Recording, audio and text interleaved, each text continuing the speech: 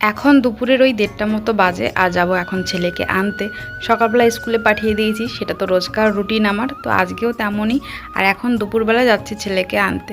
তবে এরপরে আর কোনো ভিডিও কন্টিনিউ করতে পারিনি। আজকে হচ্ছে তার পরের দিন সকালবেলা, তো এখন ছেলেকে ছাড়তে যাচ্ছি। সকাল সকাল সূর্যি মামার তাপ দেখে নিশ্চয়ই বুঝতে পারছো সারাদিন উনি কিভাবে থাকেন।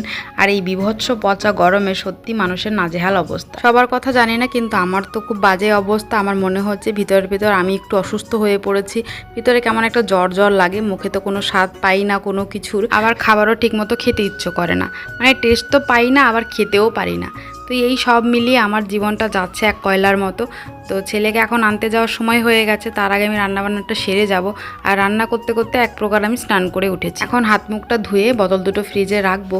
আর এই ঠান্ডা জল এই গরমের মধ্যে আমার হচ্ছে প্রাণ। এইটুকুনো খেয়ে আমি জীবিত আছি, না হলে মনে হয় আমি এক প্রকার ডেথ। ঠান্ডা জল খেলেই আমার প্রাণটা যেন ফিরে আসে। তো যাই হোক, এখন রেডি হয়ে পড়েছি, আবার এই রৌদ্র গরমে যেতে হবে। মানে এই কদিন যে কী রৌদ্র গরম দিয়েছে সেটা আমি মুখের ভাষায় বলতে পারবো না। তোমরা আমার ভিডিও দেখছো নিশ্চয়ই বুঝতে পারছো যে কী পচা গরম। আমার ছেলেটারও খুব বাজে অবস্থা, এক প্রকারও সর্দি সর্দি লেগে গেছে, কিন্তু কিচ্ছু করার নেই। স্কুলে না পাঠালেও আবার ক্ষতি হয়ে যাচ্ছে এদিক দিয়ে পড়ার। তো সব মিলে মিশে চলছি একরকম। তো এই মেয়েকে নিয়ে যেতে যেতে না, মেয়েরও সেই এমনই অবস্থা, মাথা দিয়ে ঘামাচি বেরিয়ে একদম খুব বাজে অবস্থা।